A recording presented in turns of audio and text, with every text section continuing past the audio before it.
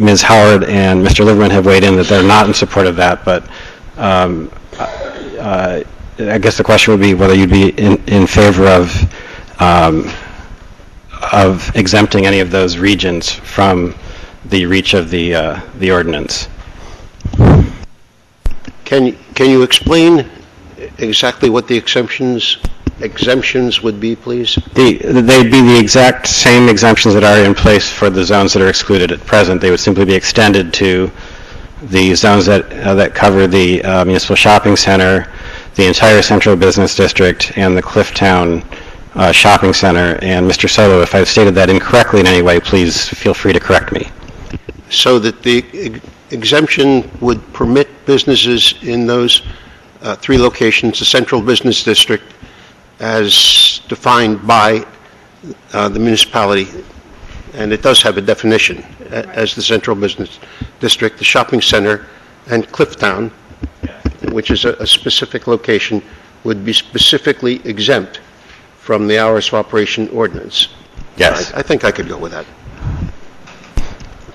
I'll just, in the interest of hearing both sides there, Bernie, there was a concern, I think, that I heard from the lawyers that allowing too many exemptions would narrow the focus of the ordinance and potentially open it up to legal jeopardy. I did want to, I think if there's no other questions or comments from council, we'll come back. I just wanted to open it up if there's anybody from the public who wanted to speak on this, because I think... Well, are you offering an amendment? Yeah, actually, I think given Mr. Miller's support, I would like to move that amendment as well, that those three zones be excluded.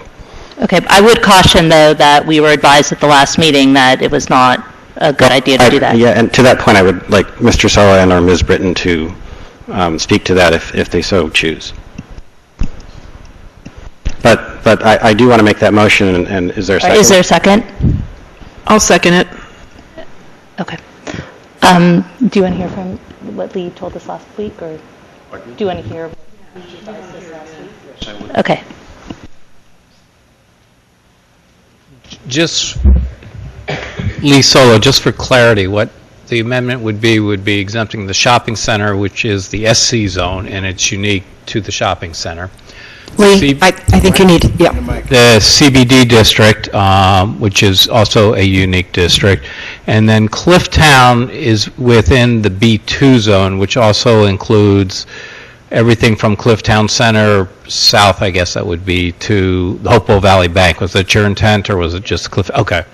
Which is also a unique, there's a B1 zone which is located on Witherspoon Street. So in terms of exempting, technically you can call those out just as we did in some of the other areas.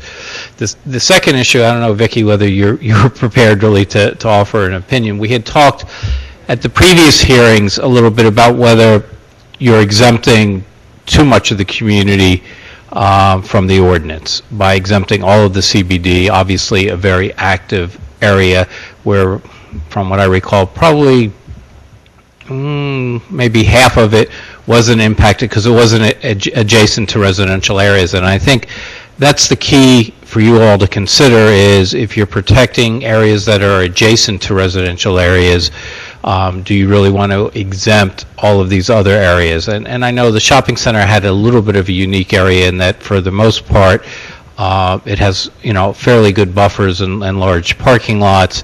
The B2 zone, not so much. Geographically, it's down low, and the residents that abut Clifftown Center are up high. But I do worry if you take out the CBD, and I understand, Patrick, a little bit why you're suggesting it, that it raises issue about some of the ordinance. And Vicki, I don't know whether you want to chime in at all on any of that or not. Well, I have a question. Would that addition count as a substantive change? Yes, that would be a substantive change that would require renotice. Because I was just thinking that would materially affect people who live in those areas, and we'd want to give them an opportunity to come be heard. Okay. Well, we do have an amendment, so it's been moved by Mr. Simon to exempt those three areas that are mentioned: the CBD, Clifftown, and the shopping center. And I believe it was seconded by Ms. Carmiller. And why don't we take a roll call vote on Well, this wait a one? second, I thought you said you wanted to open it up to the public to speak to the amendments. We can do that too. I was thinking about the earlier ones, but there's two amendments. Well, the point of my making it at that time was so that we wouldn't waste the public's time, that they could speak to all of the changes we're That's considering. fine, that's fine. I'm So- going to open it up to both amendments. So there's two amendments. One was about adding additional areas, and then the original one was to put a sunset clause. So I welcome anybody who'd like to speak on either one of those. If you could just line up behind the microphone, because it helps move the meeting along a little bit better, and if you can keep your comments to 3 minutes, that would be great. Thank you. Bruce Lee, 80 Spruce Street. I want to speak in favor of Mr. Muller's amendment because I've been thinking about what happens when you pass an ordinance. It tends to be fixed in concrete, and we don't know what the future is going to be in this town. Without ordinances that determine who benefits, whether it's the citizens who are here or the businesses. I think everybody's concerned about the future of this town.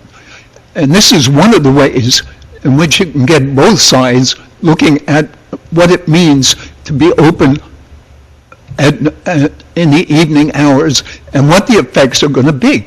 As Mr. Miller says, we don't know what that's going to be like. So this gives us an opportunity to look into it. That means that the amendment would not be passed as it is now. The ordinance would not be passed as it exists now, but we might be able to make a better ordinance by undertaking this study. And I would volunteer to be a part of that study. Thank you. But wait, I think he might have been mistaken because the amendment is to not be open. It's to pass the ordinance. Ms. Cherry. Well, Kip Cherry, I strongly object to the sunset. I think we need some certainty.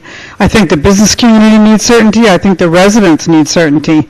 We can always be studying what's going on, and I do think that an idea of task force is a really good idea. I think that the mission of that task force should be expanded to be economic development across the board. I've been very concerned ever since Church and Dwight moved its headquarters out to 95 that we need to look at economic development across the board. And I would like to see a permanent task force on economic development. But I feel that the community has worked very hard on this ordinance, and it really pulls the rug out from under the ordinance to give it a sunset. That means everyone's got to be kind of watching, and I don't see how a business organization can make a decision based upon is it going to be renewed or not renewed. There's no major corporation that's going to come in here on that basis. So I don't know really what you're observing, and I really object to the sunset. I do think that's a material change, too. Thank you. Thank you. Layla Shawbender, 47 Maple Street.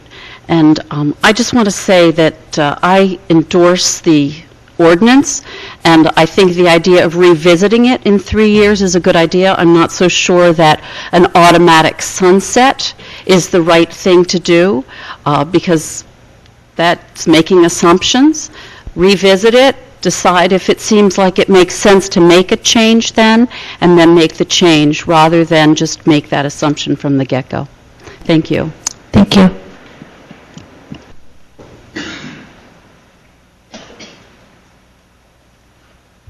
Chip Kreider again. Well, let's see. If you exempt a central business district, you have my street, Bank Street, which has dozens and dozens of residences on it that are affected. And we're right next to the central business district with 0 backyards. Things were set up here individually made sense.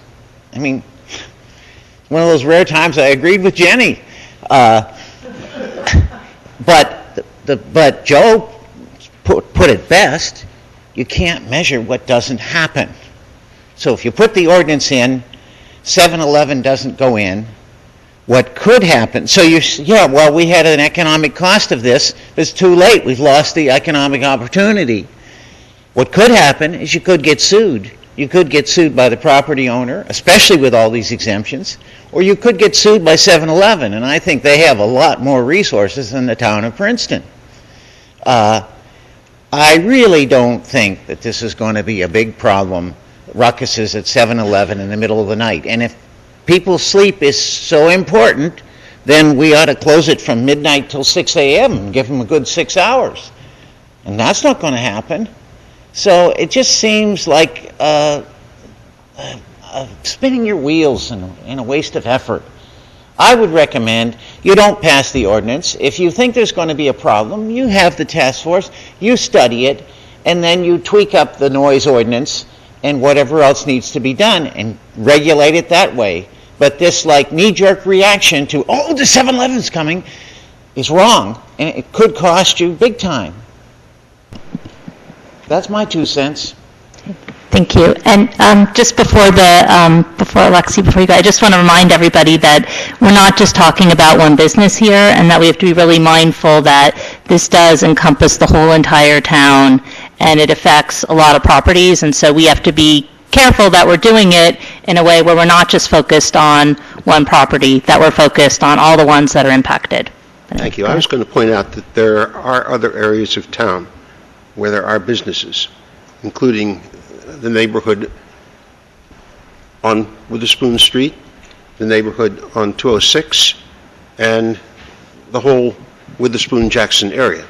And I think that whatever we're talking about here affects those areas as well as any other area.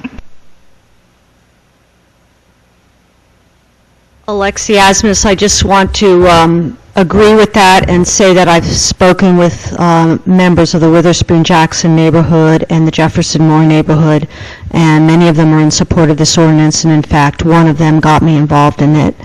The second point I wanted to make, I know we're talking about economic development, and I just want to make sure people are aware that although there have been no tenants in the West Coast Video Store, Mr. Brotman has had a long-term lease with Rite Aid, and it's ending this year. So no one should think that the vacancy has to do with him hurting financially. Thank you. Thank you. Is there anybody else like to speak on these two amendments? Marty Schneiderman, 47 Murray Place. Just a question I'd like to just pose, and that is, one of the amendments that's proposed has to do with the Center Business District, Princeton Shopping Center, in the Clifton area. As we heard from legal counsel, that would represent a substantive change. Do I understand correctly that if, in fact, you voted and passed that the substantive change would have to then take this into the year 2015, everything starts anew completely. None of what has been discussed, voted, any action taken in 2014 would be null and void, and all of this would begin anew in 2015. Am I correct on that? That's correct. Thank you very much. I just wanted to understand that. I just want to say, if that is true, you have collectively, the community, the merchants, many people have provided a great deal of input. You've heard the issues. We know what the issues are. Nothing new is going to happen, I don't believe, in the days and weeks ahead. I think it would be, that would be unfortunate for all of the time and effort that's been put into this to not be able to come to closure on this. I don't think much more would happen. It's unfortunate the timing happens to be that we're in mid-December, but that's the reality of it. And I think that therefore not going with that particular amendment for the reasons that were discussed this evening and the reason I just posed, or the clarification, are things that you should seriously consider. Thank you very much. Thank you. Is there anybody else who'd like to speak on either one of these amendments? Okay, we'll bring it back to council. So we should decide on the last amendment that was made first, which is Mr. Simon's amendment to expand the exemptions to include the three areas, the Central Business District, Clifftown, and the shopping center. Mr. Miller? Yeah, in interest then of fully disclosing where I stand on this, I was asked a question by Mr. Simon, and in light of what we've just been told about the fact that that would be a substantive change to the ordinance, and we would effectively have to go back to square one as of the first of the year, I think I would not support. All right, well then I withdraw the amendment because there's no point. We already know everybody else's position. Okay. Then we will go. Could I make a comment on it, though? if he's withdrawing it, I'm definitely not supporting it, but I wasn't going to support it anyway. I do think that Clifftown, actually, I think there are areas where a 24/7 operation would be a good thing, and I think we're going to have PFARs over here soon, but not very soon, and so I think if that's part of the consideration of the task force to look at these other areas again, I would, I think, be happy with that. But I do think that when we've got PFARs here 24/7, they might like a place that they can go. And I think also when we have Avalon Bay is up and running, they might also like a place within walking distance where they might go. So I would be in favor of picking that up again and maybe looking at some of these other areas. Okay. I'd like to comment also on the concern that's been raised about specifying a 36-month period of time. I did that specifically because elected officials and governing bodies have a bad habit of kicking the can down the road if given the opportunity to do so. And I think in this case it's important to set a deadline and say that you've got to take action by a specific date, or something that you may not want to have happen will happen. Okay. Mr. Miller, help remind me, Mr. Miller made the amendment, made the motion for amending, and who seconded that one? I think it was Ms. Butler. Right, I did. Can I ask a question, though? Can they just withdraw the amendment, or do we have to vote on it? I mean, I know that you realize that it's not going to pass, but just as part of the record, can they just withdraw it? And does the seconder have to withdraw it as well? No, he can. Mr. Simon, who moved the amendment, may withdraw it. There's no need to vote. And you may vote if you want a clearer record. I would encourage that, but there's no legal necessity to vote on the withdrawal. Okay. Right, and just to speak to the amendment that remains, as well as why I proposed the amendment and had hoped we would vote on it, is I do understand the accident of the calendar, but I don't really think it should be driving our decision. I think that's kind of the tail wagging the dog. And so I am disappointed that that is how it's turned out. With respect to the amendment that is on the table, I recognize it as an attempt by Mr. Miller to construct a compromise that might bring the sides together. I guess we'll find out in the vote whether it's done so. I will communicate that I view the amended ordinance as better than the not amended ordinance. I actually respectfully disagree with my colleague and also at least one member of the public who said that you can't measure the impact of this ordinance. I think that there are some events that if they occur, there'll be very clear impacts of the ordinance. And I do think it's very important, well, just to speak in non-mysterious ways, if the 7-Eleven chooses not to move in, that's one. We also, some of us met with the merchants to discuss their concerns, and at least one of them mentioned that they have a customer who currently has a lease where they have the right to be open by 24 hours under the lease. And the current zoning allows that. This ordinance, I think, will change it for that business. So that potentially could cause a renegotiation of the lease and a sort of conflict between two parties that's necessitated by a change the town has made. I do agree that other impacts are harder to measure, such as, well, what's the impact on the neighborhoods? Well, if we haven't allowed businesses to open for 24 hours, we don't know, but that's I don't think we're going to get support in the other direction from what we're hearing. So I'm looking for the best compromise we can get at this point, and I think this is it. And I'm willing to support the amendment and the amended ordinance. Oh, I was just about to ask that, Patrick. So you would support the ordinance with this amendment? Yes. Okay.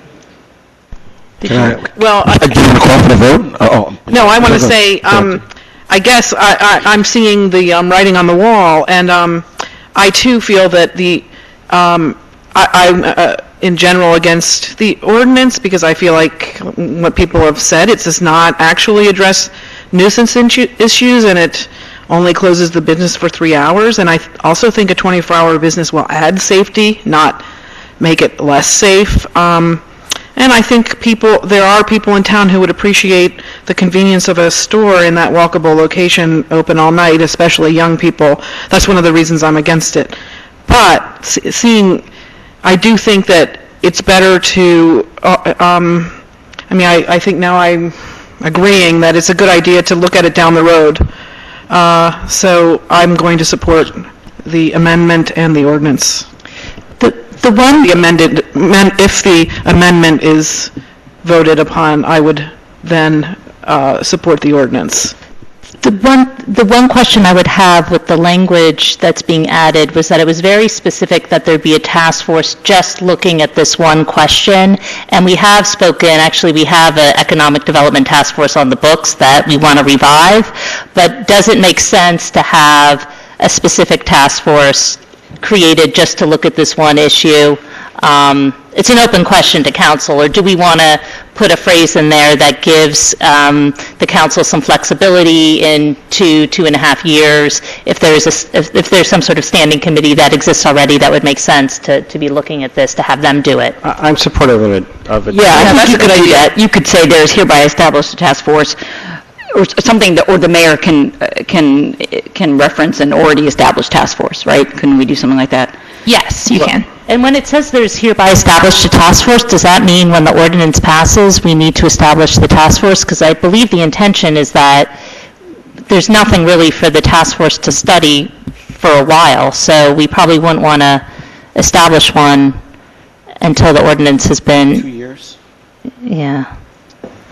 We can amend the language to make it clear that the task force will convene in 2 years. It's established with the adoption of the ordinance, but it will convene in approximately 2 years. Well, I think some of these impacts may be happening negatively right away. So, for instance, if landowners can't lease to certain people, if, as you describe, leases are rewritten and changed, I think the task force ought to be collecting data immediately. I think if you go back, if you wait 3 years or 2.5 years or 2 years even, and then you try to go back and discern what happened at this point in time, you're going to have a very hard time recreating all the details. So, in truth, I believe that we've talked a bit about the Economic Development Task Force, so it might resolve itself, because if that is a standing group anyway, we can certainly ask them to look at this. So I would just recommend that we add some language in there that allows the task force to be more broadly defined if that's council's wish. Yeah, can I just propose substantively you can do the exact language, but can I propose substantively that instead of a task force be established, the task force be established, or that council may by resolution assign the same duties to an existing task force without having to go through another ordinance process? That's a great suggestion. Okay.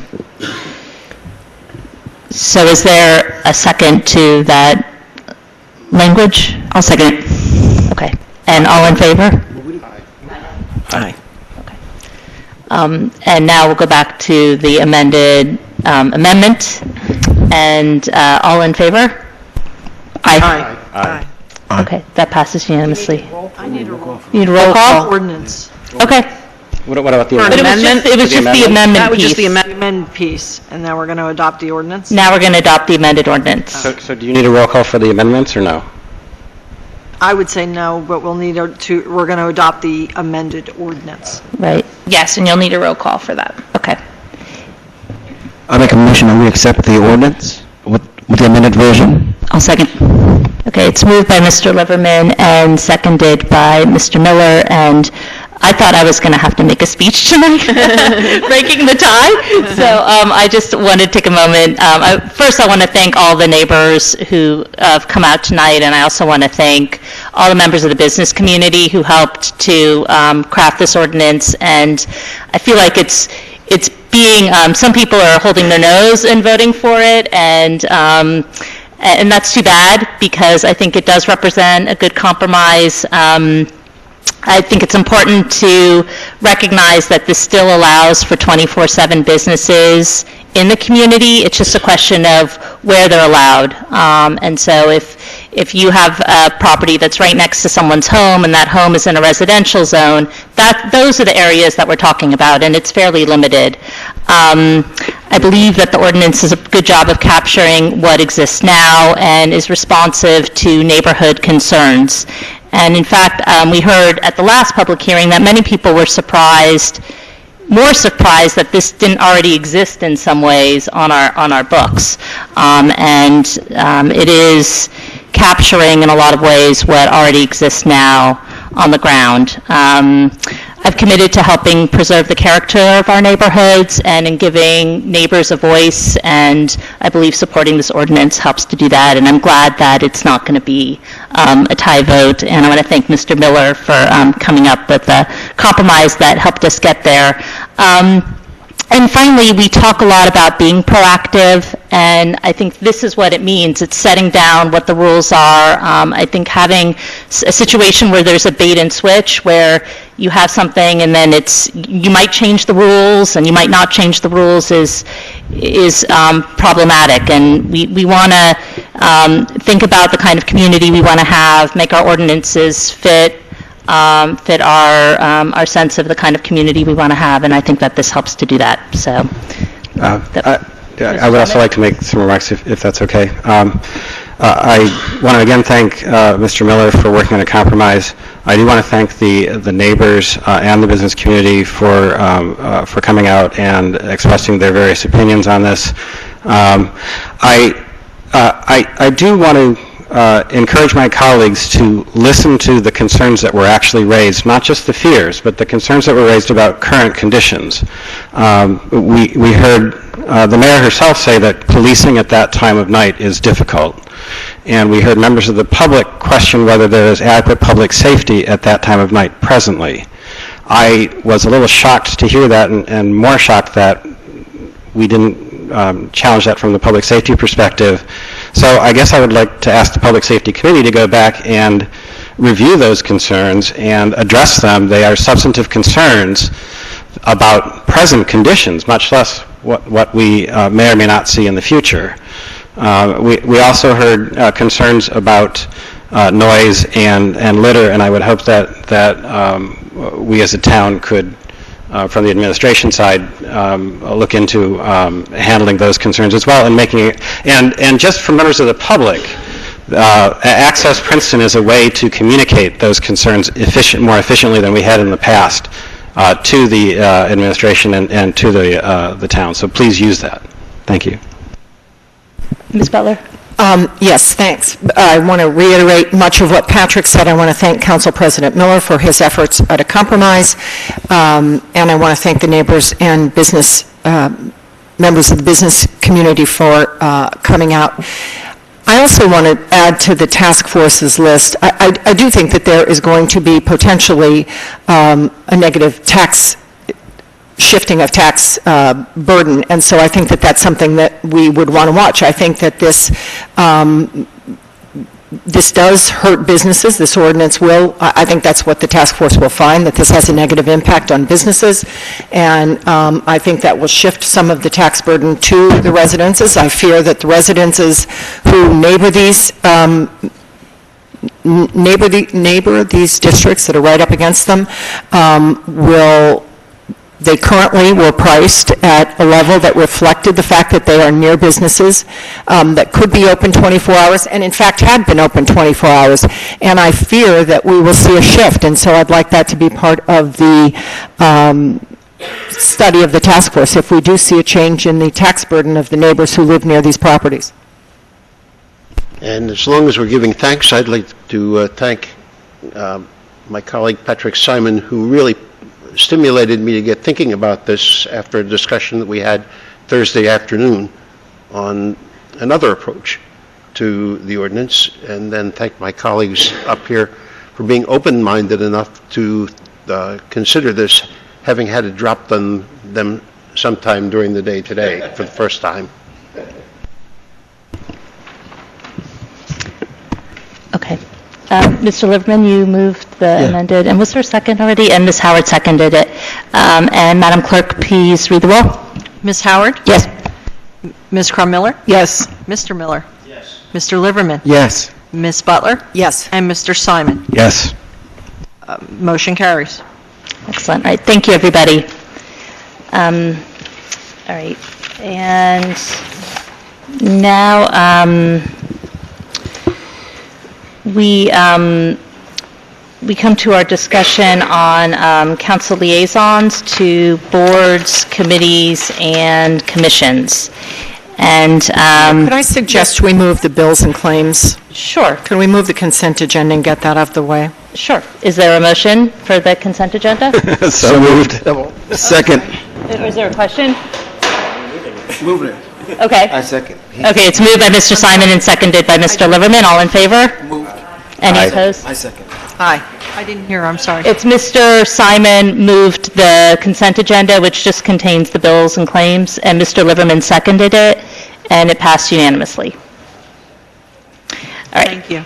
And now we come to the discussion over boards, committees, and commission assignments. And there were a few structural questions I'd like to bring up to council first before we get into the meat of that. So the first was, I've talked to a few of you about the idea of creating a position for auxiliary members. And we do have a ton of really qualified residents who want to volunteer, and we have limited spaces on our boards and committees, and so this would be a way for at least some of our boards to create some additional positions to get people involved. So my understanding is that we need to pass an ordinance, so this is just to get a sense if people are interested in doing this, that we would work on putting something together for January introduction. I'm certainly supportive, and, you know, what would be your process for us? Would you ask each of us who's on commissions to identify people who, I'm just thinking people who come to the meetings anyway and seem engaged and... Yes, definitely, and I think taking another look through the applications that have come in, and there's some boards that we can't do this for, so anything that's established by state statute, so the Environmental Commission, Health Board, Rec Board, those we cannot add additional members to, but there's other committees that we've established ourselves that we can. Well, we can add non-voting members to those commissions, though, can't we? I mean, because we did add some to the Environmental Commission, because we added Sustainable Princeton as a non-voting liaison. Can't we do that? I think maybe it was, they're there, but maybe if we asked the lawyers, I don't know how to answer that. Don't ask the lawyers. We would need to look at every board and the applicable statute. So I'm not prepared to answer for every board today, except for to let you know that, the certain statutes set the board requirements, like the Board of Health, the Environmental Commission, those are set by statute. Right. So we'd have to look at those and figure out if we could add auxiliary members. I mean, those are really the most important ones, because that's one of the downsides to consolidation was that those boards, were made a lot smaller, so we lost volunteers, and so that's why I think this is a good idea. Well, could I ask a question, and I ask it of the mayor this afternoon in a conversation, is what is the difference between just having someone attend the meeting and being an auxiliary member? And then does anyone who attends the meeting, is there an expectation that they will become an auxiliary member at some point? Having just heard this idea this afternoon, my initial reaction was, well, okay, I know that some people have expressed interest, but I also wonder if there aren't some unintended consequences, that it gets more difficult to manage, that parsing out, would they not sit at the table, who votes, who doesn't? Is there some confusion if you're trying to run a meeting? Are they considered public speakers? Do they participate in all conversations? So could a meeting become unwieldy? These are just kind of questions. The reason, the idea came actually from another mayor who implemented in their town and said it's been really terrific, so that's where it came from. And it's also a way, we're going to be talking in closed session about filling some of the vacancies, and so it's a way to have a pool of people who have been involved, and if they become a full member, can jump right in, and you also get a sense of who's really committed and who's going to be an active board member. So that's sort of the plus side to it. And I think, like with anything, I think if you have somebody who's coming to the meeting who is causing an issue, then that's something that the chair has to deal with, whether they're a member of the public or the member of the board. And sometimes if they're an auxiliary member, causing issues, it might even give you more leverage to try to work with that person so that they're more constructive, potentially. Well, I was envisioning that we would set a specific number. It's not like we'll say, every time you see somebody who's good, we can just add them. We would set it at the beginning of the year. We'd appoint them the same way that we're appointing all of the others, right? I would hope there'd be a little bit more flexibility in it, and so maybe it would be an up to number, and there might be something like you could have up to so many, up to 3 or up to 5 auxiliary members, and then you might have them for some committees at some times, and maybe sometimes for some committees we have trouble finding people. So I think it also gives some more flexibility, whereas when it's in the ordinance as a regular member, then we have to fill those spots. And it just allows for a little more breathing room for the popular committees where it'd be nice to engage more people. So, but I still feel like there needs to be some kind of process where, I mean, you're envisioning, what's the other mayor's ordinance look like? Did you look at it, or? She doesn't ordinance it, Oh. but I wanted to do it I in an open and transparent way. So I don't want to get her in trouble. Are you just looking for tonight a show of we'd be I don't want to supportive? We're not. I don't want to go through the process of creating an ordinance that is then going to get voted down. So I just wanted to see if there was general interest, and we can refine. It sounds like there's general interest, but it's more just in the devil's in the details. So, Right. and that can be worked I out. think I would agree with Jenny, though. I would want to put some limit on it, so just to benefit the people who have to run the meetings. Yeah, that's a fair point. Mr. Simon? My question when I hear the idea, and we actually talked about this afternoon, is why create a third tier of member? We have full members, we have on many boards and committees alternate members, and now we'd have auxiliary members. I assume the only distinction is that the auxiliary members would never have a right to vote. And so I guess I ask the question, why would we do that? If people are coming as a member of the public, they can just come. If the meeting is open to the public, they have that right. If it's not, a committee can always invite people to attend, even if it's not open to the full public. My question is, what's the added value of having auxiliary members versus simply expanding the number of alternate members who, in theory, then could vote if there are absences from the members who are the core members of the committee?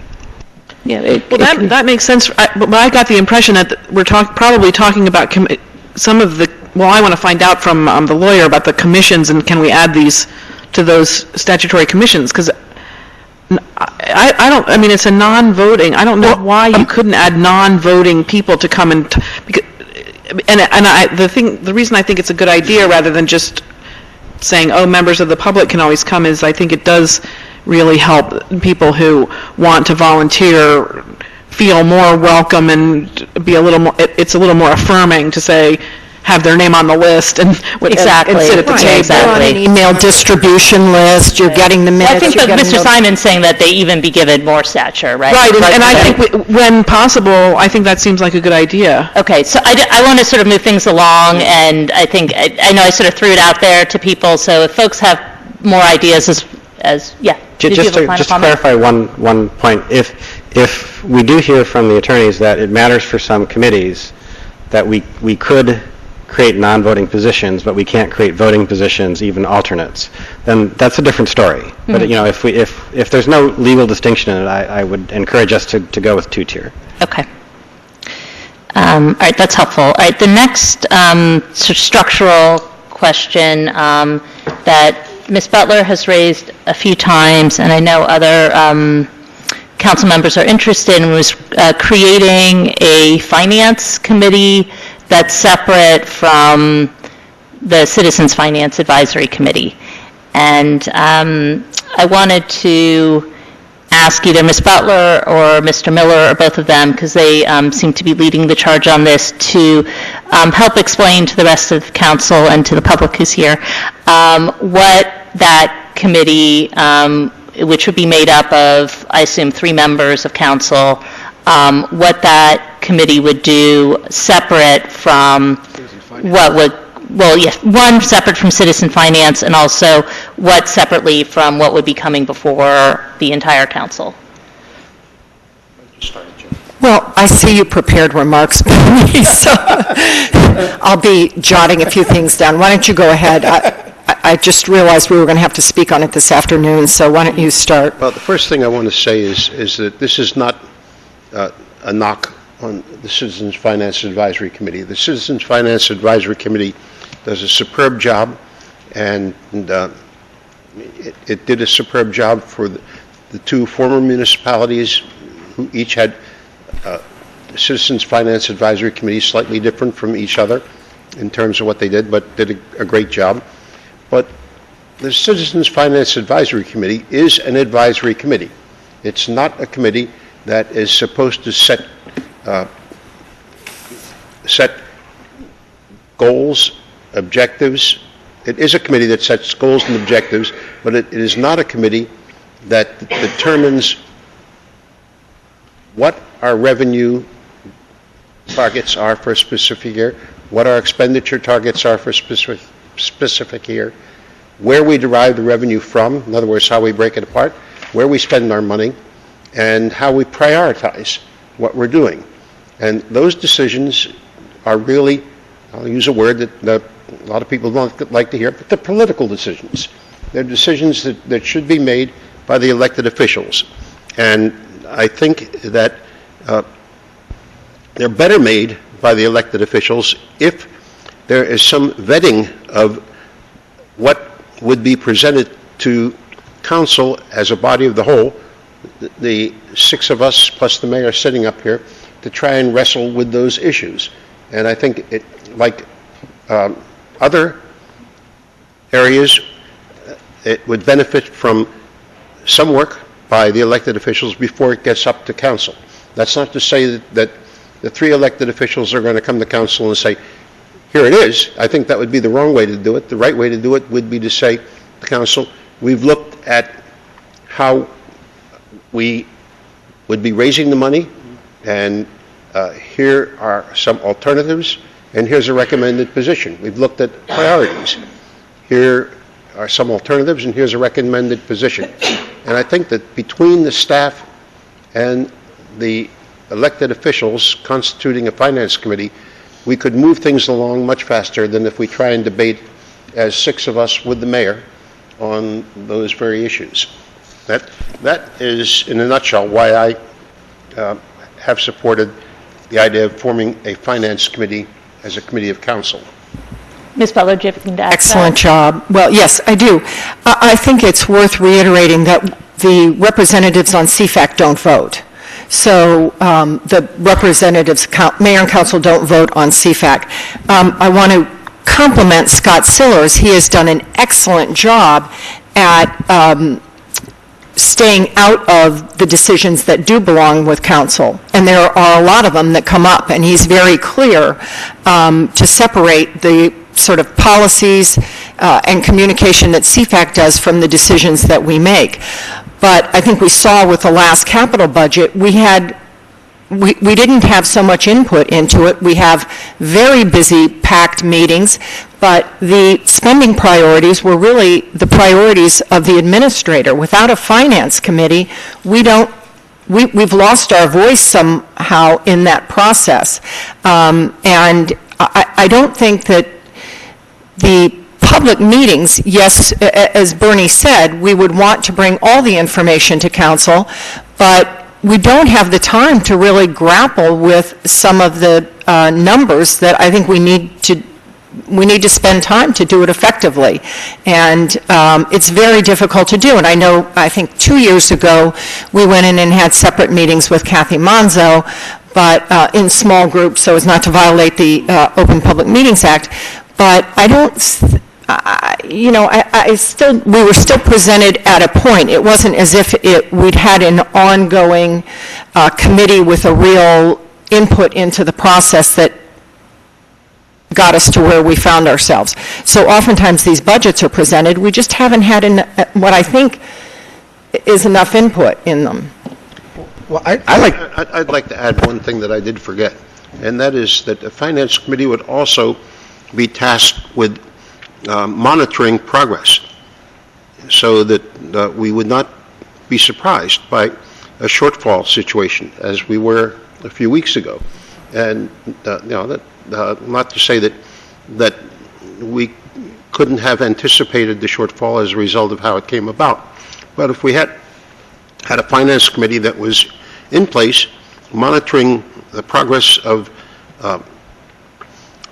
work on our budget, how we were dealing with revenue, whether we were meeting our revenue targets, how we were dealing with expenditures, whether we were meeting our expenditure targets, it would reduce the possibility of getting a surprise. And frankly, I don't like surprises. Mr. Liverman and then Mr. Simon. I want to say that I think that this is a great idea.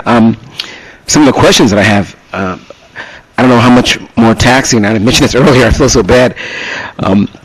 I think that the committee is perfect, and I wouldn't mind trying this for a year, and see how it works out, and see. Maybe put a sunset clause? Yeah, a sunset clause, a 12-month sunset clause.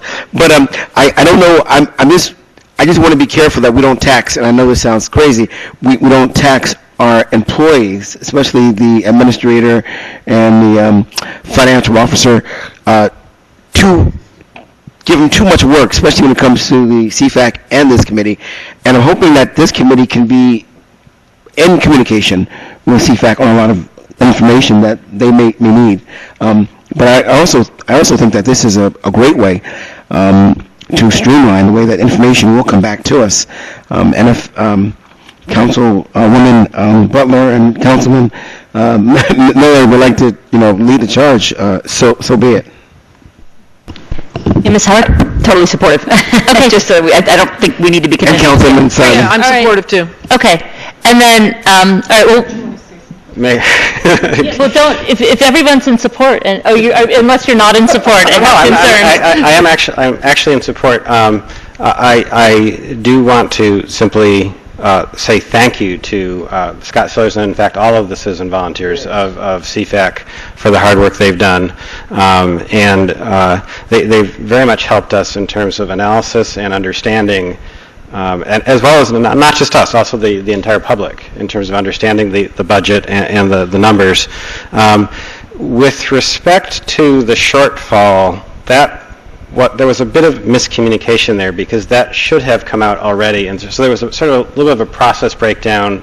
And I don't want to throw anybody under the bus, but I don't really actually think this committee is likely to change that one way or the other. The staff is already reporting to council, to the governing body every quarter on the progress on the budget. That should have come out. It didn't, so there was a mistake made somewhere along the way, and we just want to figure out what it is and not let it happen again. Right, and I think that's easy enough to do, but realistically, just in terms of my colleagues' expectations, I would not expect that particular error to have been resolved by this committee. It just, there was just a breakdown, a mistake was made somewhere. That's all it was. Okay. Well, it sounds like we have another committee to add to our list for good or bad. And let's see, Ms. Kremiller had asked me to read to everybody from the board, committee, and commission's handbook that I know everybody has religiously read, the role of a liaison. And this is available online for anybody who wants to refresh their memory. But just so, because I think there have been some questions about, before we get into who's going to do what, what is the role of a council liaison and why often that's a non-voting position as well. So this is not that long, and I'll try to read it quickly. Each commission, committee, or board has various powers and duties specified by municipal ordinance and or state law. Their primary responsibility is to advise and make recommendations to the Princeton Council, the elected policy-making body of the municipality. Except where explicitly specified by state law, commissions, committees, and boards do not make policy decisions. This responsibility legally resides with the Princeton Council and cannot be delegated to any other body. Council liaisons. The mayor selects council liaisons to the boards and commissions each year with the advice and consent of council. The role of council liaisons is as follows: to serve as the primary two-way communications channel between the Princeton Council and the board, committee, or commission, to help resolve questions the board, committee, or commission may have about the role of the Princeton Council, municipal government, and the board, committee, or commission, to provide procedural direction and relay the Princeton Council's positions to the board or commission, and to identify and help resolve any problems that may exist with respect to the functioning of the board, committee, or commission. So that was just sort of a refresher, and that I think sometimes people feel like as liaison they're the advocate for the board, and that's not really what the role is. It's really there as a information source and communications channel to help the board do their work. So, and actually, this is, maybe we should adopt it at reorg every year so people have a chance to look it over. But it has some, I think, good information in it, and to share with board members too, so they. I think we should add. I have a suggestion to add that boards are encouraged to use Doodle to arrange meetings. That we should put that in the handbook. All right, we can definitely do that. I have a Doodle account. Can I comment on the chart that Jenny distributed? Almost. We're almost there. I just wanted to do some introductory remarks. So we've had a lot of firsts meetings in the past couple of years, and I think this is another one, and I think it's a really great opportunity. But typically, I think the mayor just has one-on-one conversations with everybody, and there's requests that we meet as a group to talk about this, and I think that it's a good opportunity to have an open and transparent process, and a good process for everyone. So I think that's good. And I just wanted to observe that there are a lot of committees and commissions and task forces, so there's plenty of work to go around, and I think everybody is at the end of this going to have a full plate, which is good. And just the process for tonight is I want to hear from everybody and get input from everybody. We're not going to be voting on anything or deciding anything until reorg. And that's when the names will come forward. And I also just wanted to start by explaining the philosophy I've used, because I know it's been a little different than in the past, and how I think mayors often would do it was based on seniority, and they would make board and committee assignments or liaison assignments based on the top choices of the most senior members of the council. And that was a little difficult to do here, in part because we started as a new council, and in some ways we all started fresh. And even if you looked at seniority in terms of who were the longest serving members and who were the newcomers, we had our two least senior members happen to come with incredible skills. So Mr. Simon, who I think was our newest member, comes with a background in financial analysis, and he's very detailed oriented with numbers. Heather Howard is the second most junior, serving person, and she was the former New Jersey State Health Commissioner and is the only lawyer on the council. And so I think it was important to look holistically at everybody's skills. So the philosophy I used, I would say, were three considerations. The first one was trying to balance out the work in a fair way, which I think hasn't always been done in the past, but I thought that was important, while at the same time acknowledging that certain members of the council had, especially, difficult, or they had a lot of work commitments or maybe family commitments, and to try to be sensitive to that. Secondly, looking at everyone's individual interests and expertise that they brought to the table. And then I think most importantly was to look at what's in the best interest of the town, and to make sure that we're assigning folks that can bring special relationships, special expertise, special knowledge, so that the town is benefiting the most from how we distribute ourselves. So I wanted to explain that in case it was not clear before, and now I'd like to. Can I speak a little bit about why I was kind of pushing this meeting? Because we all have a vote in this, and we're all asked to vote on reorg, and I think Liz, I think we're all struggling with how to do this, and I felt really strongly that, and this is what I told Liz earlier, that my goal is to have everyone be happy with their assignments, and that takes negotiation.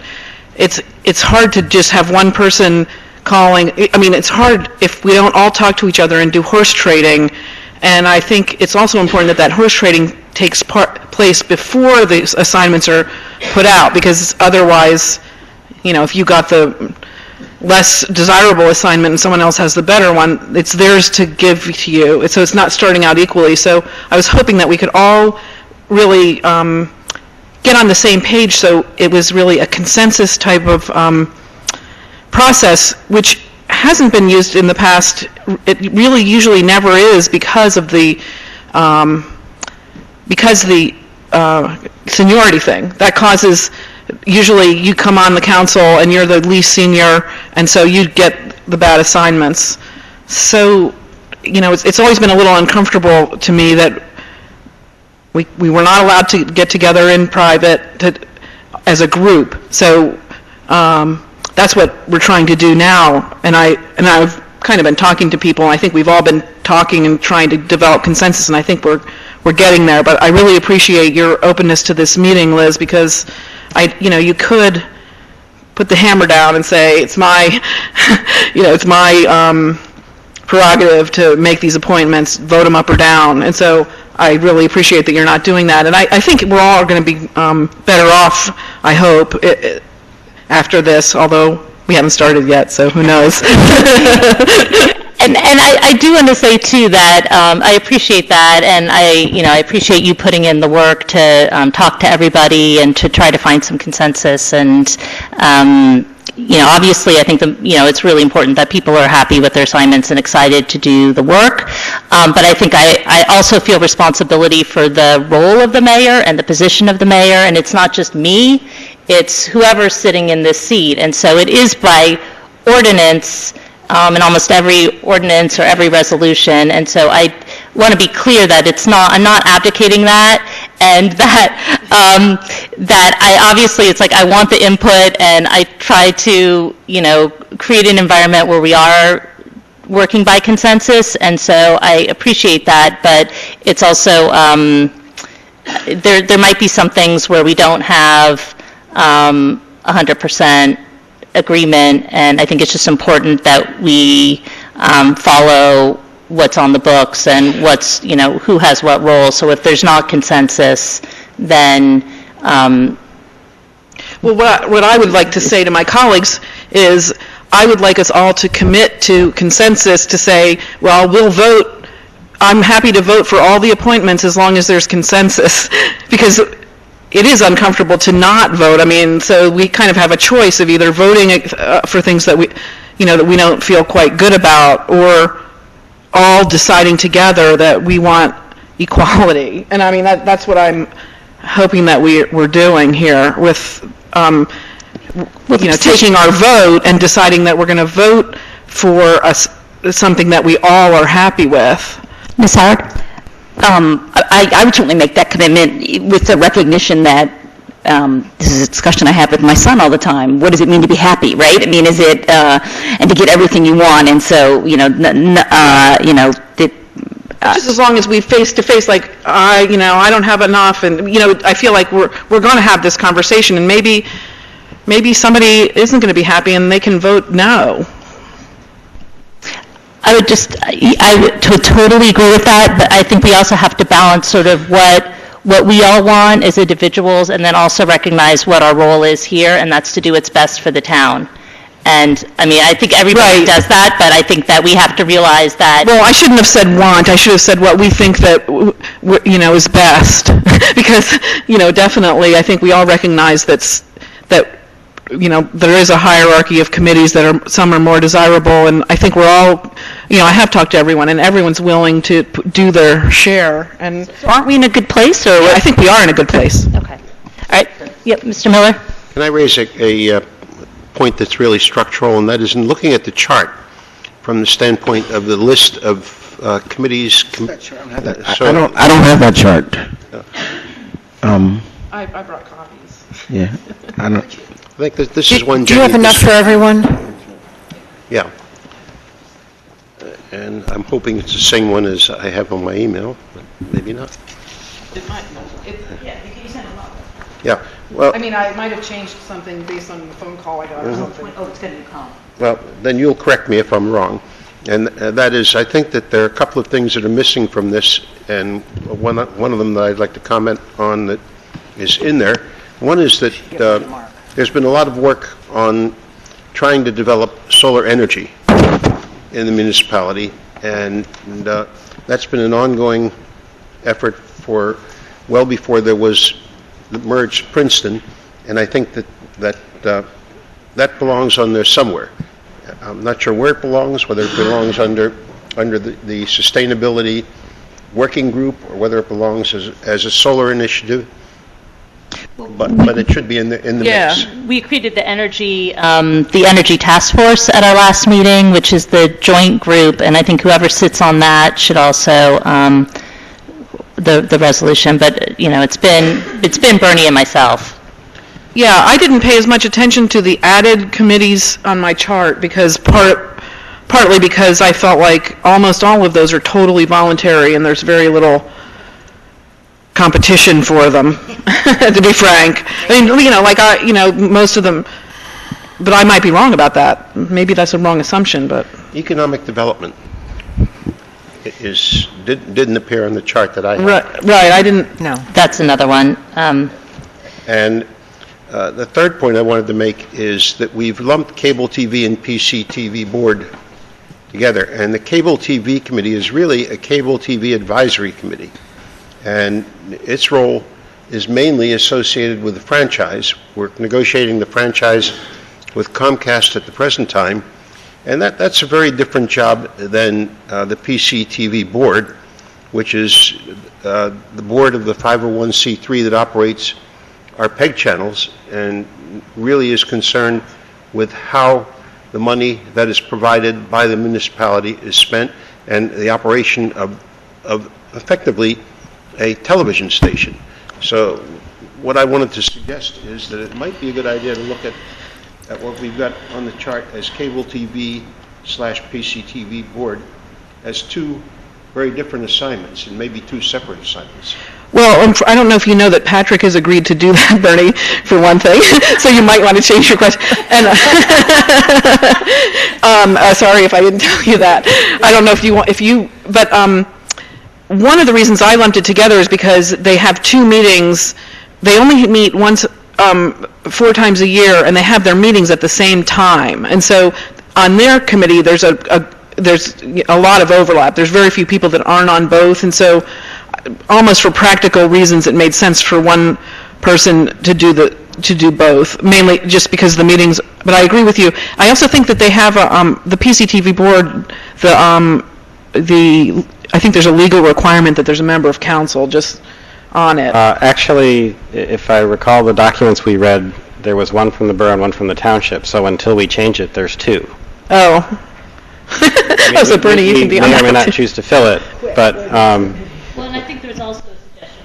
We might want to ask them to remove that entirely, because do we want a member of council on the board as a voting member, or do we want to have more of a liaison? And I think that's probably a question for a different time. Another time, but, yeah. Anyway, so did you want to serve on one of these and not the other? Well, I would volunteer to continue with the negotiation. I would volunteer to continue with the negotiation with Comcast, simply because I've been through that once before, and might have something to offer there. But if, I respect... You can do that with Pat, because you've been doing it, right?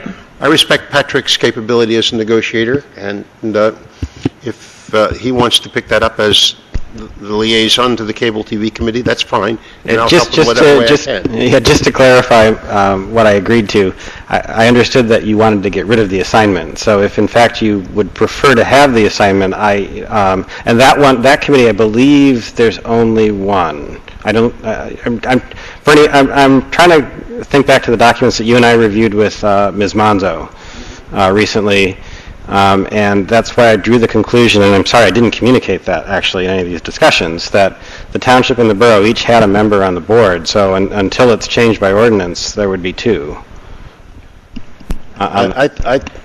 What I'm suggesting, and it can be one person doing both the liaison to the Cable TV Advisory Committee and a member of the PCTV board, or two people, if that's what it's called for, on the board, is that one job at this point, and probably for the next several months, is going to be negotiating the franchise with Comcast.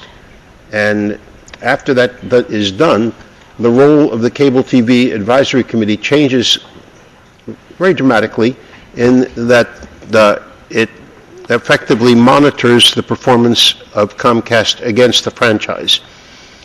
But the PCTV board is a board that manages an operational television station and has a very different perspective and very different responsibility. But I'll be glad to help with the ongoing effort of the franchise negotiation.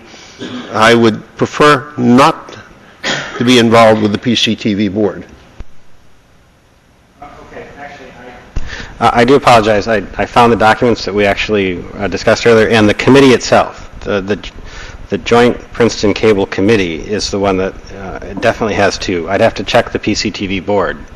Well, why don't we put that on our ordinance list right away? And that's fine. So Council President Miller wants to continue the negotiation, so we can either just decide to select one, or if we decide we really want to select two until we change the ordinance, I would volunteer to take the second slot if that's what's desired. Okay, so what I'm hearing is that both Bernie and Patrick would serve on the Cable TV Committee together, and that Patrick would serve on the PCTV board. Is that correct? I'm volunteering. He's volunteering, okay. Okay, excellent. I have a question. Yeah. I have a question.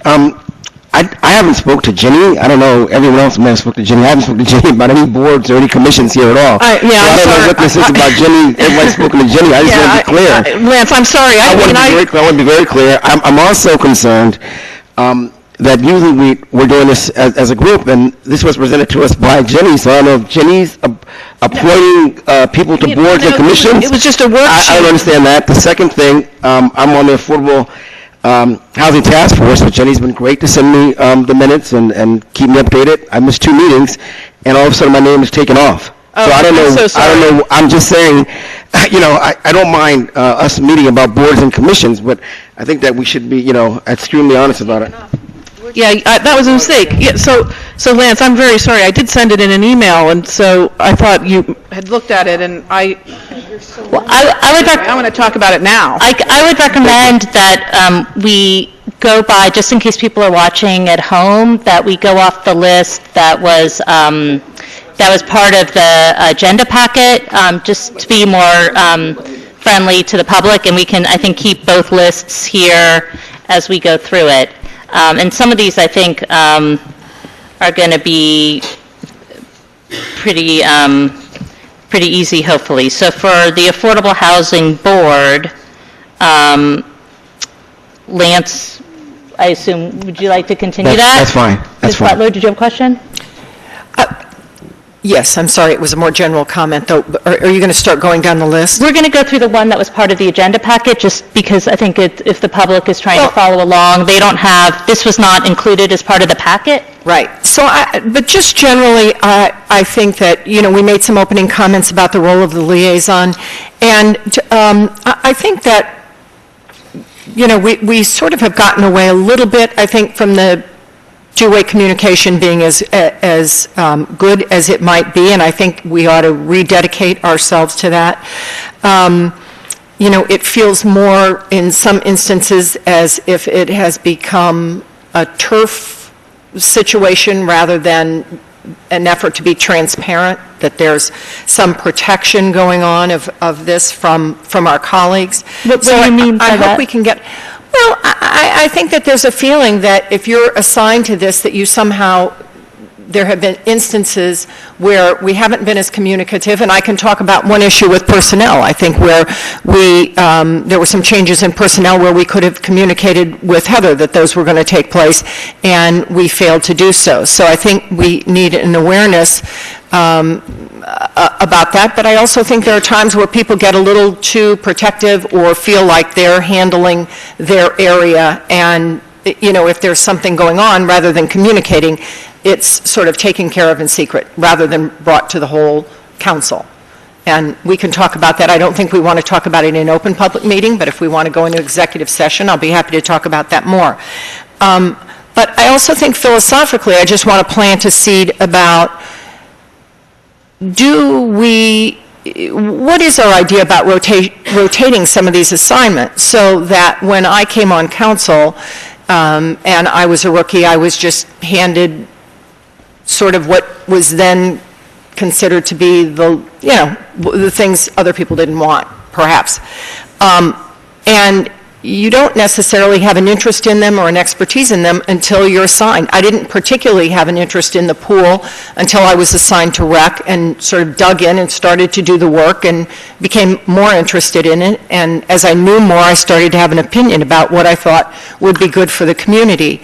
And so I'm just saying, I want to throw out, we don't need to decide it tonight, but do people have to serve on committees in perpetuity, and would we be better off if we were looking at some sort of rotation so that everybody on council had a little understanding?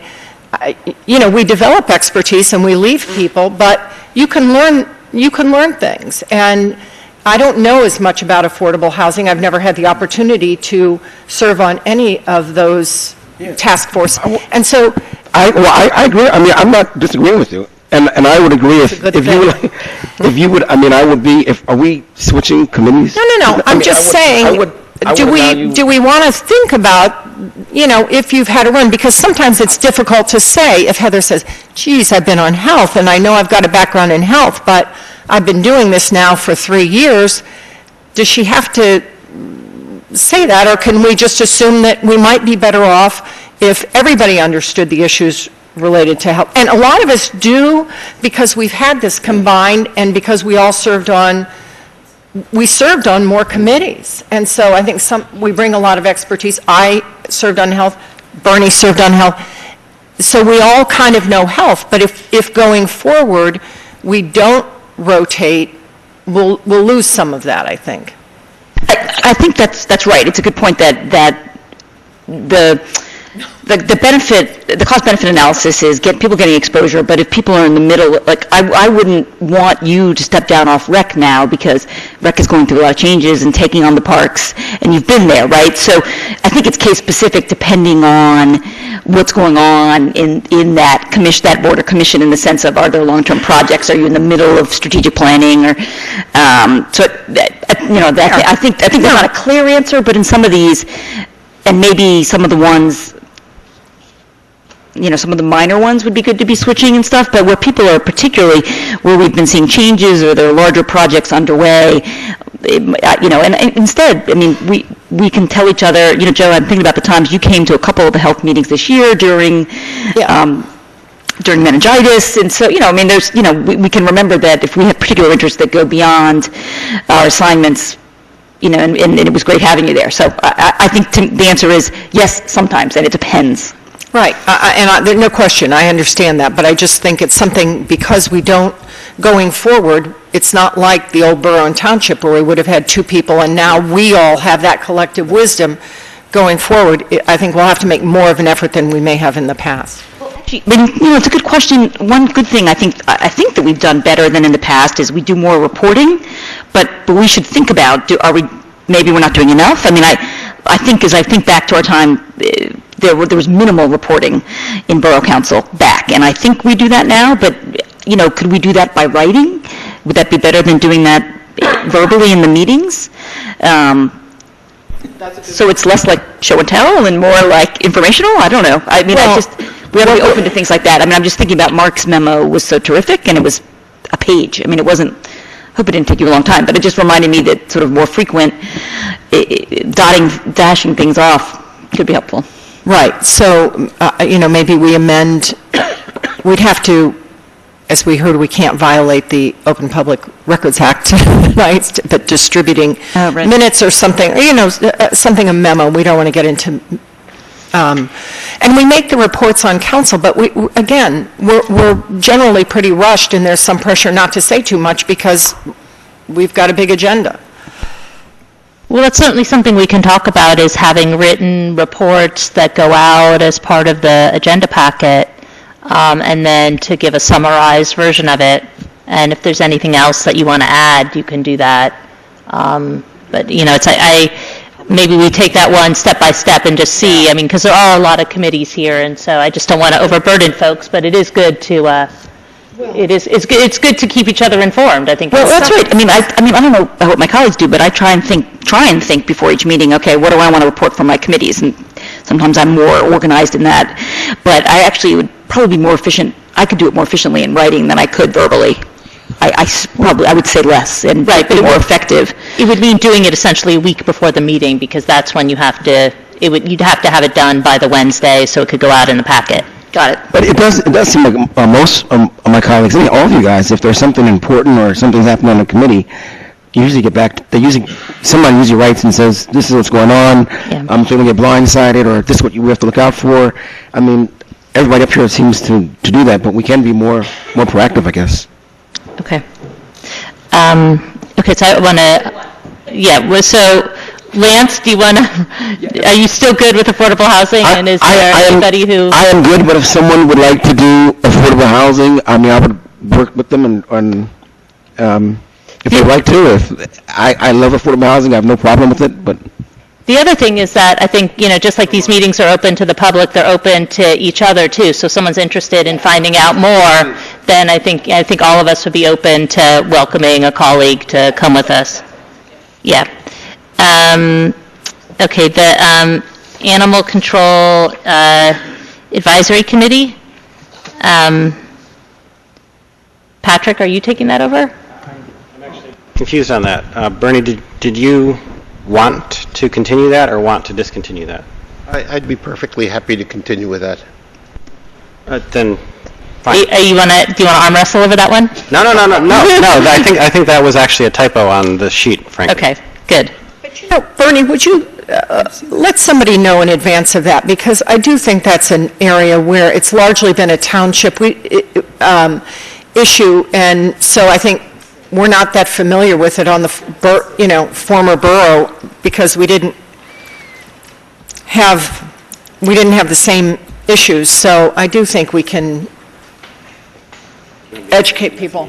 Yeah, I do. If I can make it, I'll come to the meeting, but I need to kind of know about it.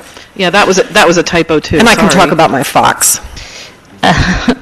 Okay, and then for Board of Health, Heather? I would like to continue serving. I feel like there are ongoing projects. Is it appropriate for me to enumerate them, or just try to I think that you've been really instrumental to the town, especially with some of the incidents with the Ebola, and your connection with the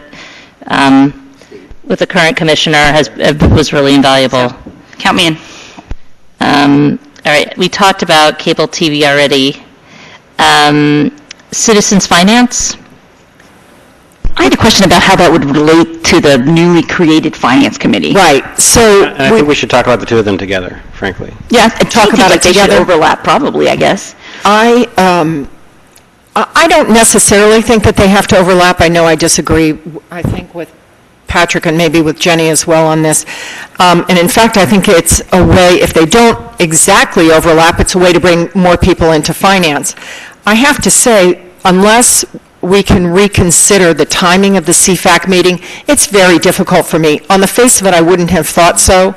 But the first Monday, it's just like when your whole week, the tone of the week is being set, and to get to work late on a Monday morning, I'm shocked that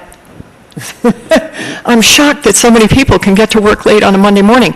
We've instituted at my work Monday morning meetings for that very reason, and so it's really hard for me to attend. Now, if CFAC will consider another day, I could serve, but I'm really interested in serving on finance. If anybody wants CFAC. Can I actually just sort of process question as we're going along here? Actually, a couple of them. One is, I'm assuming that we should chime in if we're interested in positions, that this is not simply a way to try to say, whoever's serving just continues. Well, that's what it's asked as a question. Yes, okay, so that's one. And the other is, for new assignments, or even if your situation changes, I assume it's perfectly reasonable to ask your committees to reconsider timing, so that everyone, including the council liaison or council members, can attend. Sure, of course. I do too. Yeah. And they've done it. My committees have changed because of me, and I've been appreciated it, so it's not like it doesn't happen. Let me ask about CFAC, though. You all chose that meeting time, and there are a lot of people involved in the, council liaison. You don't vote. I thought we chose that with when you thought it was a good time for you. So if you continued, I think we would. No, it wasn't chosen for me. You've been meeting at that time all along. No, but I thought we re-examined it. It was at the never beginning Monday. of the year. It wasn't on Monday? I think we did it for you. I was already set, I'm pretty sure, when I joined the committee, but in any event, if you wanted to serve, we would talk about finding a new Thursday would have been a better time. morning. I don't know why that would have. Yeah. If that's the case, I'll continue. We'll either the mayor. Does anybody else want to be on CFAC? Did you want to be on it, Bernie? No, I was thinking that I agreed with what Joe said before, and that is that there does not necessarily have to be an overlap between CFAC and the Finance Committee, and that in fact that it might be a good idea if there was little overlap between the two of them, simply to get broader participation in some of the financial things. Agreed. I'd be happy to serve on one or the other. And I know you don't like 8:30 meetings, though, Bernie. Oh. Okay, well, it sounds like for finance, for the new finance committee, Joe is interested, Patrick is interested, and Bernie's interested. And nobody else is interested in serving on finance? What about you? I don't have to serve on the finance. I mean, that's more of a council. I mean, that's fine. Fine. Okay, good. And I'll do my best on CFAC, so. Okay, so then, I'm writing it down. And then for CFAC, it's Joe and Patrick.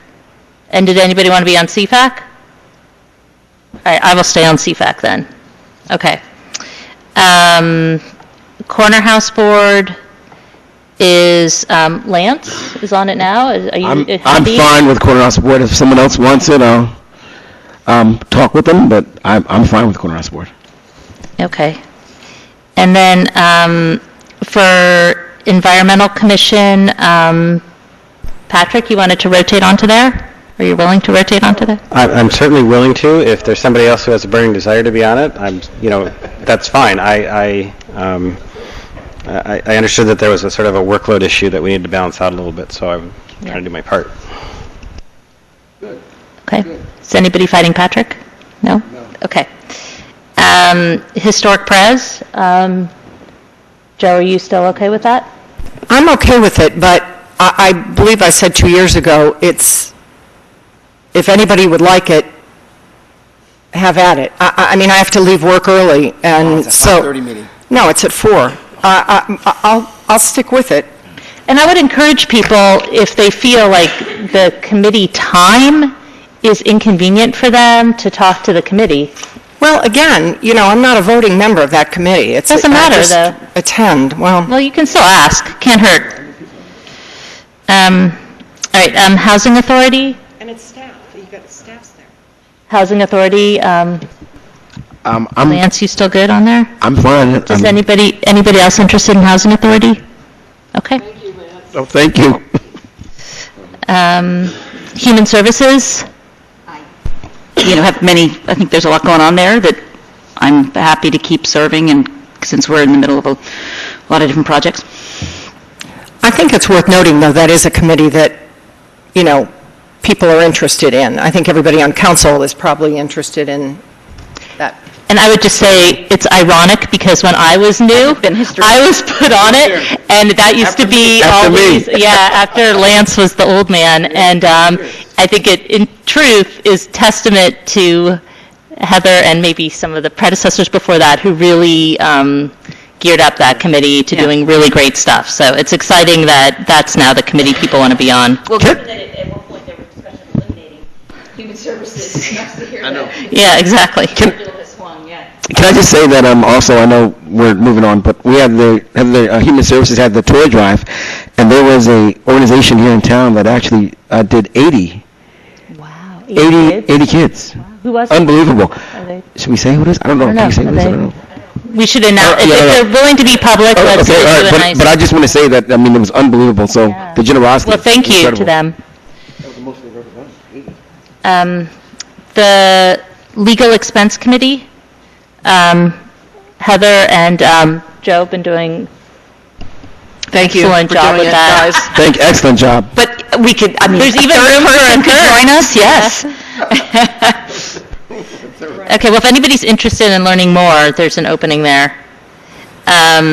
Library is statutory. The Local Emergency Planning Committee is right now Heather, Patrick, and Bernie. I'm very happy to continue serving on that. Okay. Okay. Everybody's for that one, I would say that I wouldn't mind going to that on occasion. So if anybody ever can't make the meeting, if you could let me know, just because I'd like to just be kept up to date on that. And Joe, you as well? Yeah, I would say the same thing. Right. Okay. Ordinance review, Joe, Jenny, and Bernie. Do you want to be off of that, Joe? That the Local Emergency Planning Commission meets at 8:30 in the morning. Perfect. You won't have a job. No, I'm happy to stay on the ordinance review committee. It's just, it's a lot of work. I'll stick with it also. Yep. Okay. And Jenny, you okay? I like it a lot. Okay, good. I like that attitude because we should all be enthusiastic and excited about what we're doing. All right. Ped Bike Advisory Committee. I don't know how. I don't mean to. This is a little bit my baby, but I don't mean to imply that you're not doing a great job, but it's just also of interest in my biking and walking commuting household. So I'd be happy and interested in doing it if we're looking at workload distribution. Yeah, that would be great, actually. Thank you. Thank you. But let me know when the bike rides are, because I want to attend. All right. Personnel Committee has been Lance, Joe, and myself. I'm still interested in serving on it. Lance and... I am. Joe, are you still interested in personnel? Yeah, sure, I'll serve, but if anybody else wants to be on it, I'd be happy to rotate off too. If somebody thinks they'd like to do it. No? Okay. Okay. Planning Board, Jenny, you're still interested in serving, and I was going to... I would prefer. Okay, I'm going to claim my spot back on the Planning Board. So it'll be helpful to have another Thursday night. The Bike Committee meets Thursday nights, so that works. PADA?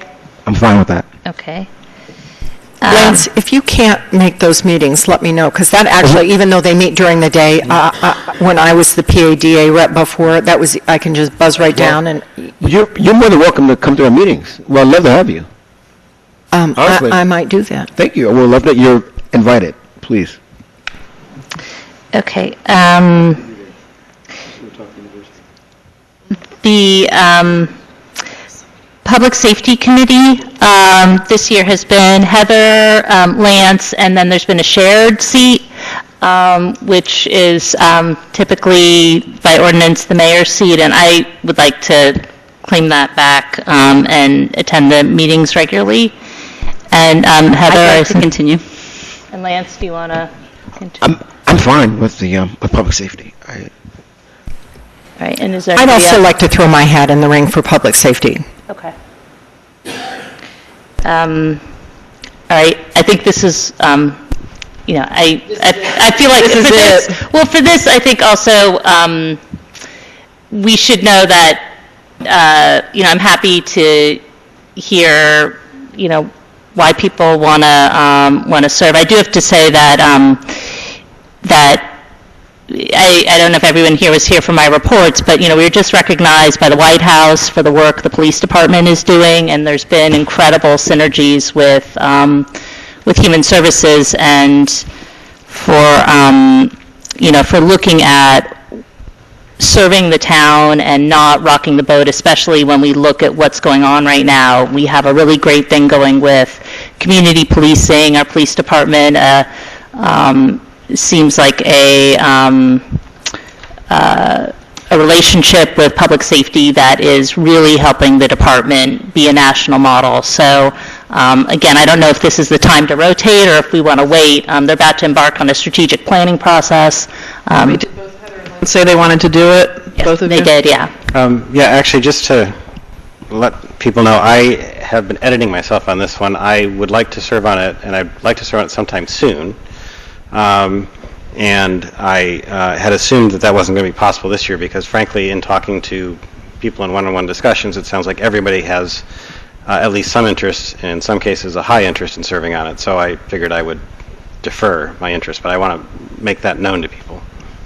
I have the same thing. I've always wanted to be on it. Okay. And I think, Bernie, did you also express some interest in it? I think there are enough people. I think there are enough people who have expressed interest in it already. I think it's really oversubscribed. Right, so I guess there does become an issue of fairness that if other people are interested in serving on it, is that a situation where we'd want to look at rotating it? If a lot of people want to serve? Yeah, I mean, I think we can in the future. I mean, at this point, other people have expressed interest in all the other council committees, and I'd happily give something up. well, I think at this point, I think like I'm happy to horse trade.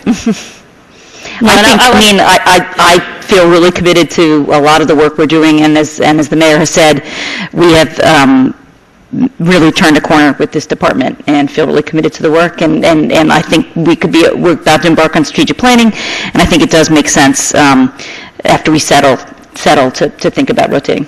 But then that I think that'll have to mean more rotating around so that there's Well, absolutely. Absolutely, there would have to be some rotating around. And if there's anything you want that I have, please. Historic preservation, all yours. Rec, all yours. The council committees at the top, the way Jenny had them. Right. And I think everybody recognizes that, and everybody's willing to trade. And I don't think somebody shouldn't feel that expressing interest is, in doing something is necessarily, it's not a criticism in any way of the work that's being done, but I did serve on the Public Safety Committee in the borough, and I served on Bernie and I both served on the Transition Task Force, where week after week after week, we attended the transition meetings on the Public Safety Committee. So, well, maybe we could get a commitment to rotate. That would make it more palatable, maybe, for next year. Just to offer just an observation, I think that looking at the committees, the Public Safety and probably the new Finance Committee are two that are the most likely to be in demand overall. So frankly, if I'm holding a slot that somebody wants and it would make room on Public Safety if somebody took it, I'm putting that up, I'm making that available, you know, if that'll help. Okay. I mean, could we have I would be happy if we could have a commitment to rotate next year. Or you don't want to do that? Well, I think that it's, or like I said, even to say it seems like a good idea. I think we can look at it for sure. But again, I think that you don't want to necessarily say we're going to rotate next year if there's a situation where it would be bad to rotate. And I don't think we want to commit ourselves to doing something that we just don't know what it's going to be next year. Well, Helen might not even be here next year. That's, So we can make lots of commitments. It may not even be a problem about who's serving. But I would say this. I do think that everyone made very, very fine points. And public safety is a committee that's near and dear to me. But I would be willing, after we set up the strategic planning, bringing new people on and so forth to look at possibly rotating, But I think for now, I do agree that where we are, it's easier to move forward from where we are at this point, at least for the next, several months. Well, thank you, Hire a Lance. consultant for the strategic plan. I mean, the consultant's going to do the work of the strategic plan. Well, they're going to be consulting with stakeholders and soon reaching out to the council and... Okay. Is there anything else to say on this one?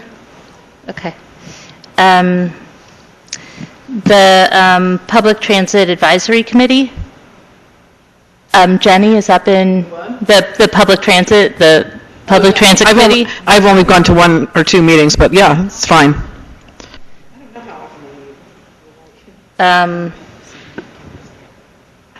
Is that everything? Public Works. Oh yeah, I love Public Works. I'd be interested in helping out there if there's an opportunity. Okay. Patrick, I'm certainly willing to serve on that. If somebody wants to rotate, I'm open to that possibility also. Okay, and you can either have, how strongly do you feel about that? Because I'm happy either way too. I'm happy to continue to go. I enjoy the work. Okay. I think it's also a subcommittee. It's a council committee. So I do think that, did we not hear from the attorney that those should be populated by council members? I didn't hear that. Yeah, Ed gave us that opinion, didn't he, Jenny?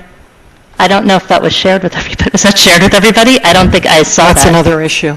Wasn't it? I mean, he did give us the opinion. He that did. I have it in an email, but council committees are formed to support the work of the council, right? Okay, well that works out fine then. So it'll be Jenny and Patrick and Bernie for Public Works. And then that would be helpful if you have an opinion that you want to share. About what? If you have a legal opinion that you want to share. I don't want to bring up old. It was a very old. It was. I shared it many times when we were in that last year. I did share it, but I'll share it again. Okay. I don't think I saw it. Recreation Commission. I'm happy to continue, but if anybody wants it. You do a good job. Thank you, Lance. Down the line, I would be interested, but it seems like Absolutely. I think it would be good for rec to have somebody else on it, and so I would be happy to turn it over. I am going to work on the Mary Moss Park, but I can do that without being the rec liaison, so. Okay. And then the school board liaison. Like I said before, the school board is totally separate, so you have no meetings? No, because all you do is you can sit there and watch it on television. You're not even included in anything. They just.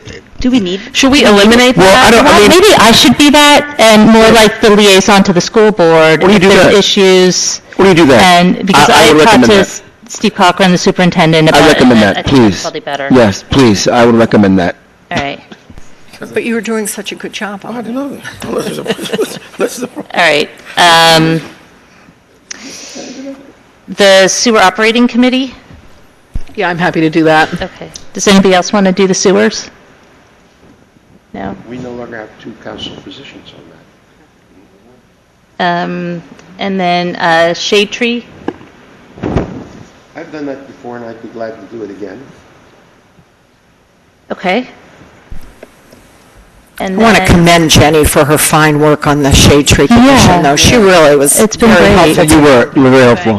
Thanks. I think it is good to have a new person, or not new, but a new repeat person. And then TNT. No, I really love that. Good. I was interested, but I will put myself in line for later. Okay. And then there's the Traffic and Transportation Committee. That was TNT. Oh, right, sorry, thank you. Transit Trust Fund. That was you. I'm on that, and Bernie and Patrick. But that's more of a standing one anyway. Are you still fine to be on that one? Okay.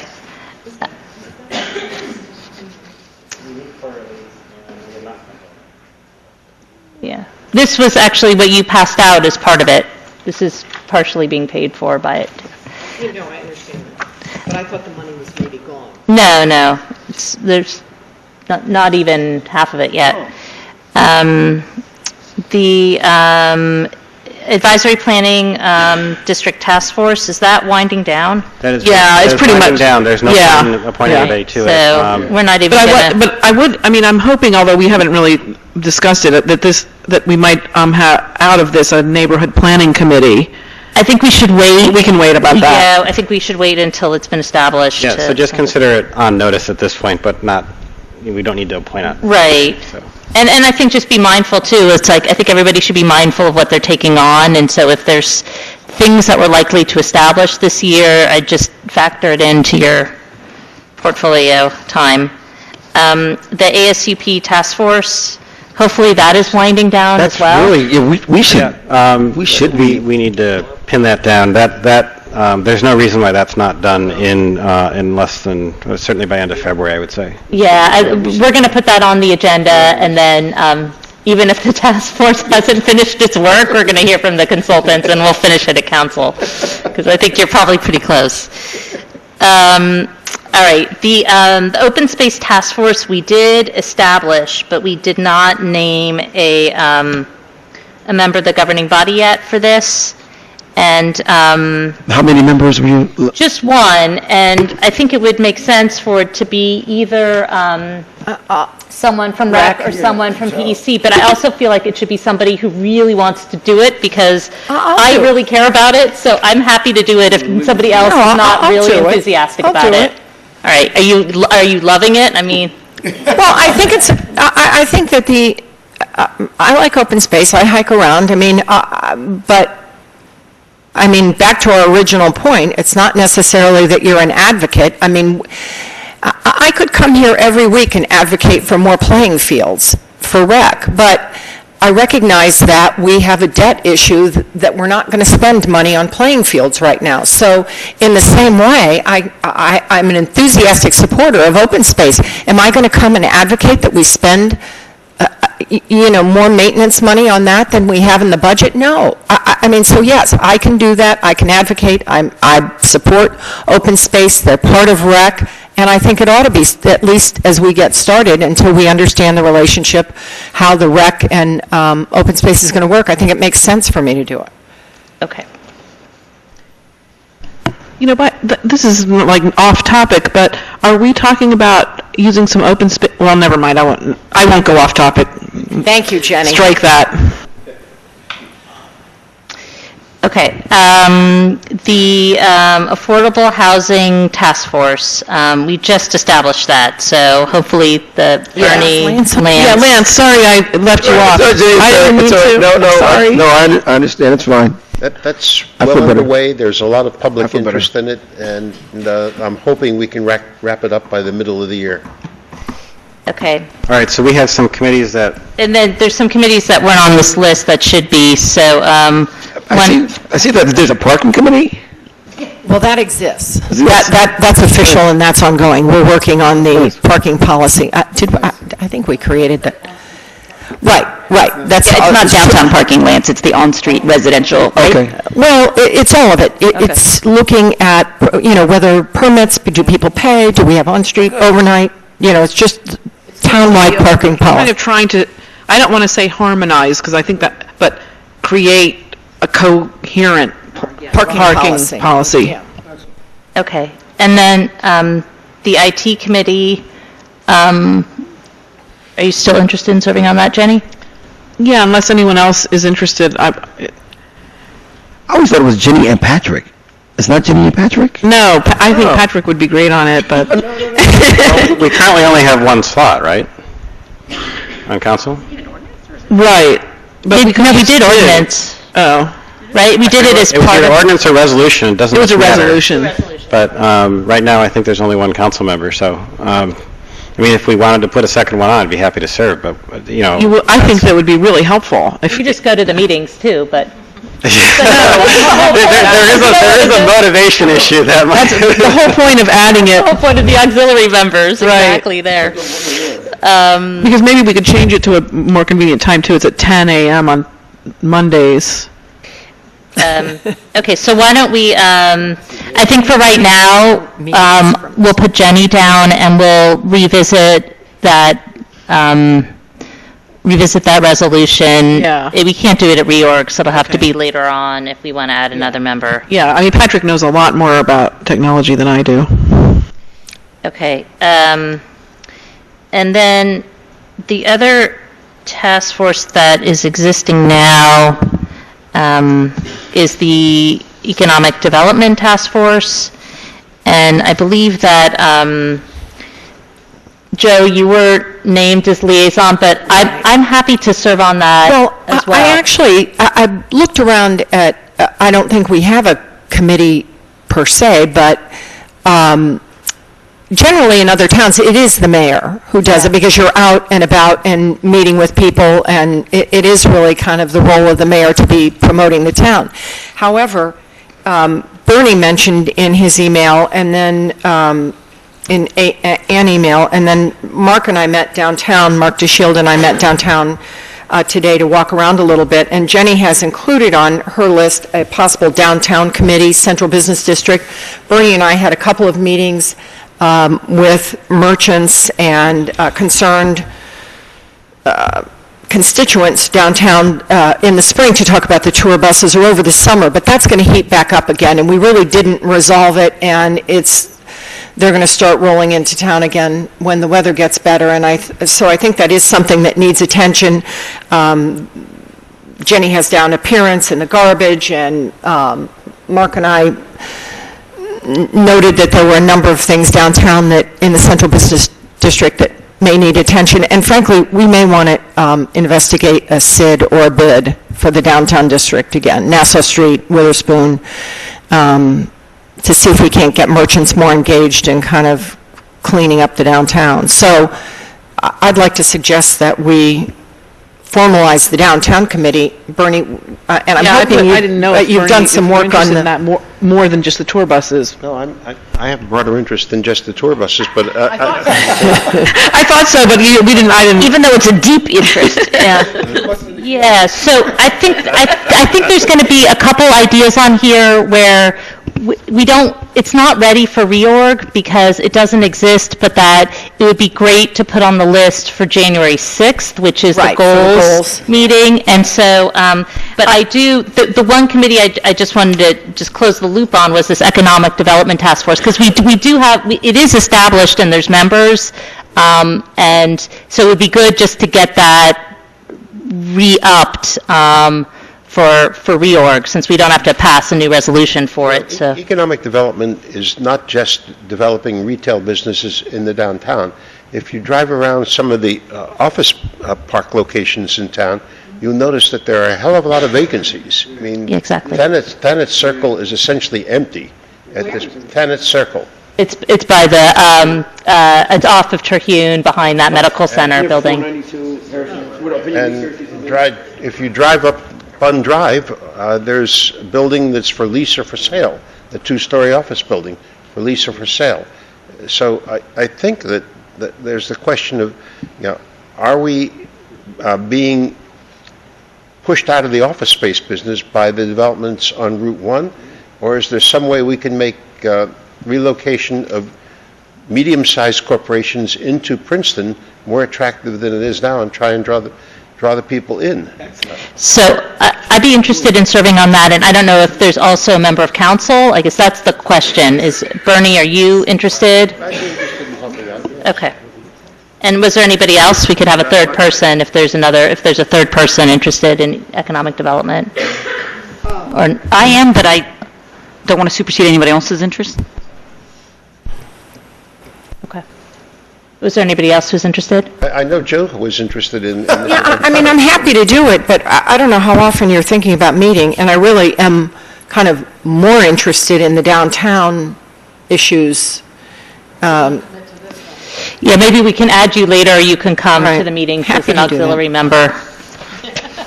I'd like to kind of figure out workload, and I'd be interested if you're looking for a third and you don't have one, and I have the time, but I'm not sure yet whether I have the time. Okay. All right, so why don't we at least start it, and we can just, because it would be good to get it organized so it can start to meet, or at least put something on the calendar, and if other people want to join, that's great. And then, just so that everybody has it on their list for January 6th, there were a bunch of committees that we talked about, but that it would be good to have a goal or priority before we set them up and to give them a real mission, and that's the, maybe it's only the downtown committee and the neighborhood committee.